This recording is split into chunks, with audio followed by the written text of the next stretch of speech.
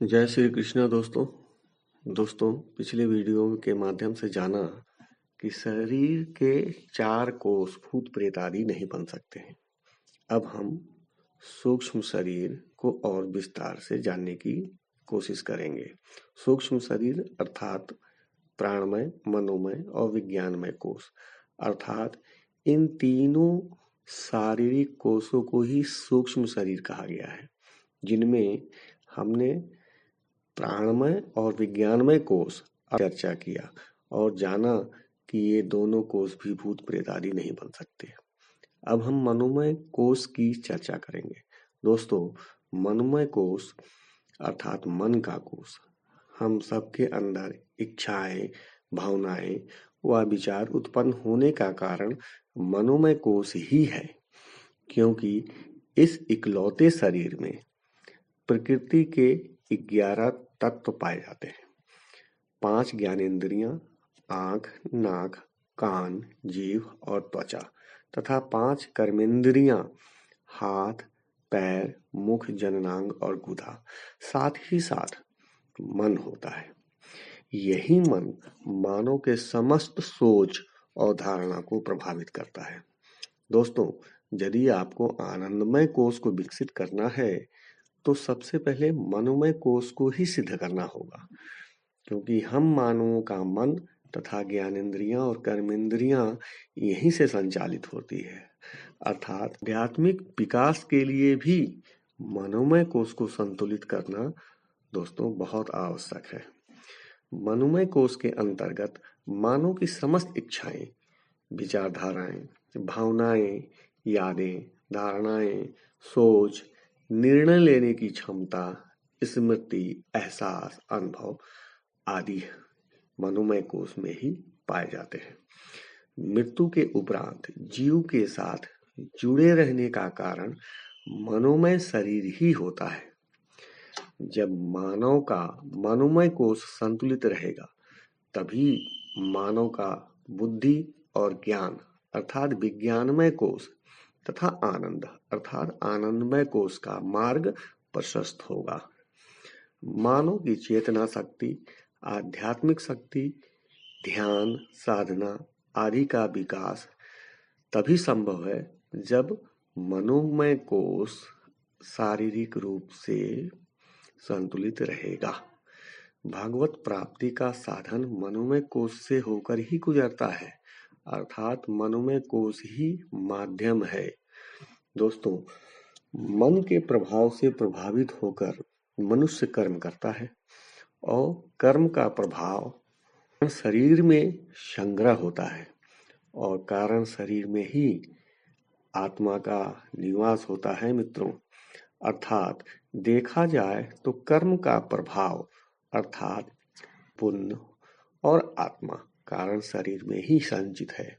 दोस्तों, अब थोड़ा चर्चा को आगे बढ़ाते हैं और जानते हैं कि जीव, जीवात्मा और आत्मा क्या अलग अलग है।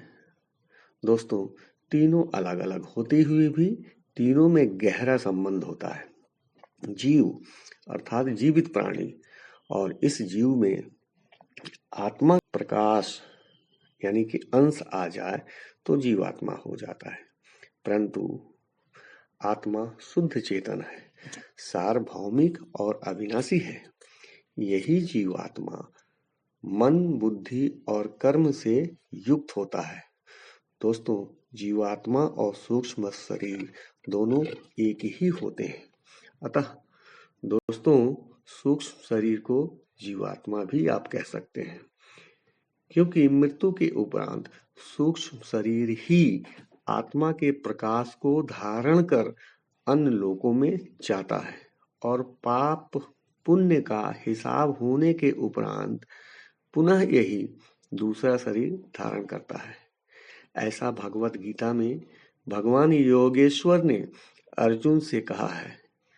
सूक्ष्म शरीर ही जीवात्मा है। दोस्तों, हमने चर्चा किया है कि प्राणमय शरीर, मनोमय शरीर और विज्ञानमय शरीर का संग्रह ही सूक्ष्म शरीर है।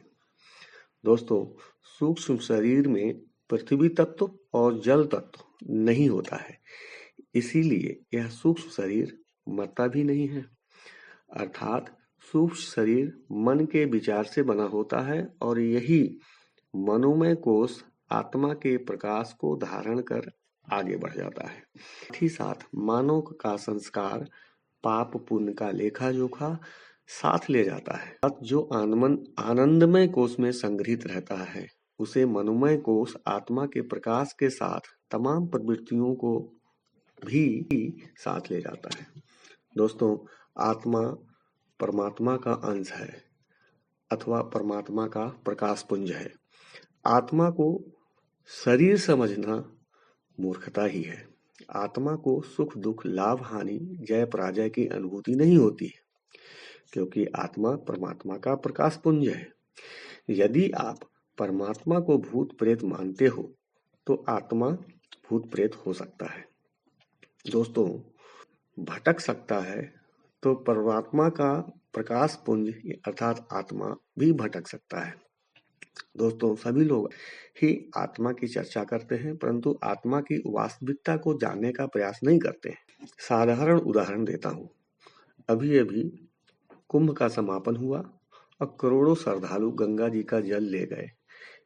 इसका क्या गंगा जी भटक रही हैं? नहीं, गंगा जी किसी विशिष्ट स्थान में ही होंगी। ऐसा ही सूक्ष्म शरीर होता है जो आत्मा के प्रकाश को धारण करके अन्य लोक में जाता है। अर्थात आकस्मिक दुर्घटना के उपरांत स्थूल शरीर नष्ट हो जाता है, अर्थात पंच महाभूत में ही विलीन हो जाता है और सूक्ष्म शरीर आत्मा रूपी प्रकाश को धारण कर अन्य योनि में चले जाते हैं। भगवत गीता में भगवान योगेश्वर ने अर्जुन से कहा, परंतु आम धारणा है कि कुछ आत्माएं अतृप्त रहती हैं या अपनी इच्छाओं के साथ यदि मृत्यु हो जाए तो आत्मा भटकता रहता है। आग में जल जाने के बाद या पहाड़ों से गिर जाने के बाद, दुर्घटना होने के बाद या अकस्मात मृत्यु होने पर मनुष्य की इच्छाएं शेष रह जाती हैं और मनुष्य की आत्मा भटकता रहता है। ऐसा अक्सर हम सभी सुनते चले आ रहे हैं। भाई, ऐसे लोगों को मैं मूर्खों की श्रेणी में रखता हूँ। बुरा न माने, एक तरफ शास्त्र कहता है आत्मा परमात्मा का अंश है, दूसरी तरफ इसी आत्मा को आप भूत प्रेत आदि बताते हो। दोस्तों, परमात्मा का प्रकाश पुंज ही आत्मा है। प्रकाश पुंज जब सूक्ष्म शरीर के साथ नया शरीर धारण करता है और पुनः जीवन चलायमान हो जाता है। दोस्तों, आगे भी हम विस्तृत चर्चा करेंगे यह भूत प्रेत आदि बन सकता है या नहीं। फिलहाल आपको यह संकेत मिल ही गया होगा कि मनोमय शरीर आत्मा परमात्मा को धारण कर आगे बढ़ता है और नया जीवन में प्रवेश करता है। इस बीच हम जानने का प्रयास करेंगे कि आगे क्या घटित होगा। जय श्री कृष्णा दोस्तों।